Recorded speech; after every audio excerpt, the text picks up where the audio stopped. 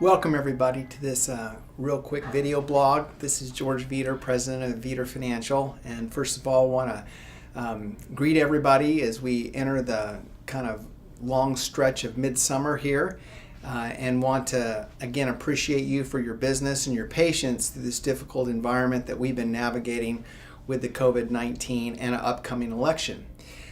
As we're getting closer to the election time here in the middle of July, which will be in November, as we all are aware, we've been getting more and more questions and some concerns getting raised as to what we expect the market to behave like if there is a Biden victory or if there's a Trump re-election. So I just want to once again kind of explain my philosophy there and my thinking so you know who's managing your money, what we're thinking as we go into the election cycle.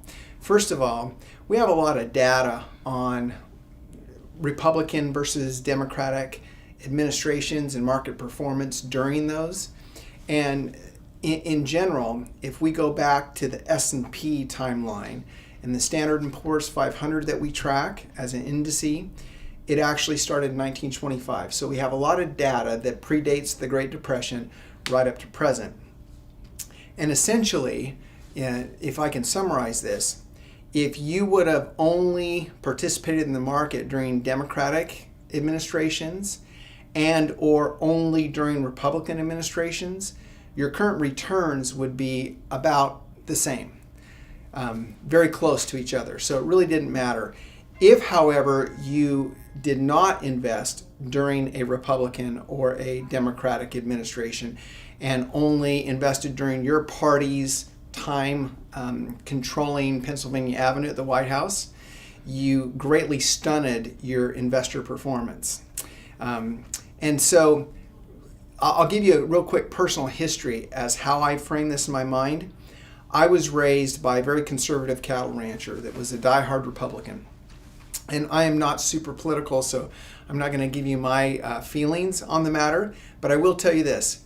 In 1976, I was a 13-year-old boy at home. And when Jimmy Carter was elected, my father, having the political leaning that he had, felt like the world was coming to an end. He felt like this was a disaster for the country. And every night at the dinner table for several months after Carter was elected, I heard the rhetoric about how awful of a president he was and how this was going to drag our country down to new lows, et cetera, et cetera. Now, in hindsight, as I look at history, during the years of 1976 to 1980, the one term that Jimmy Carter did serve, the average return for the S&P was a little north of 12%, so way higher than normal. Now, do I attribute that to his great leadership? Not necessarily.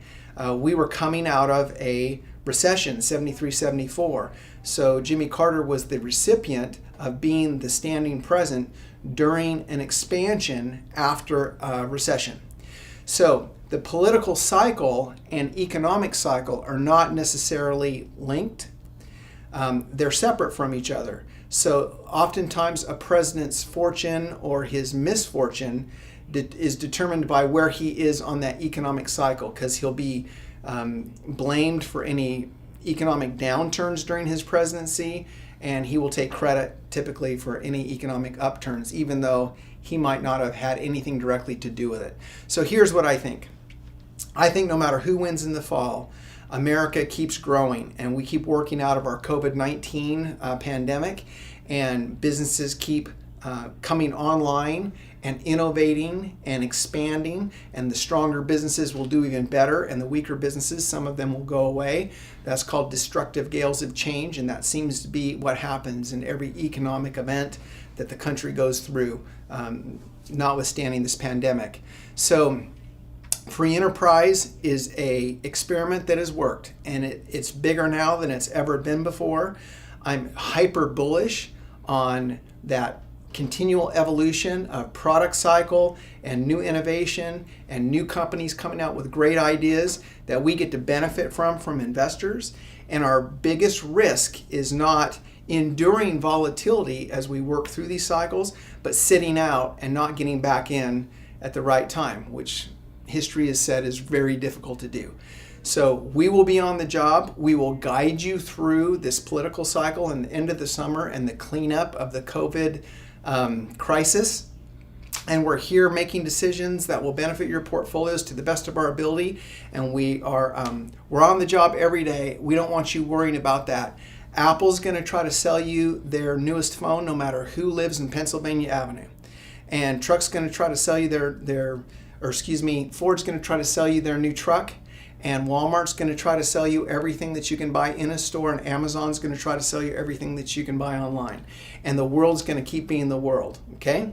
So just enjoy yourselves and keep yourselves safe during this time. Stay connected with us as we try to stay connected with you, and we will all get through this on the other side better than we are now. Thank you.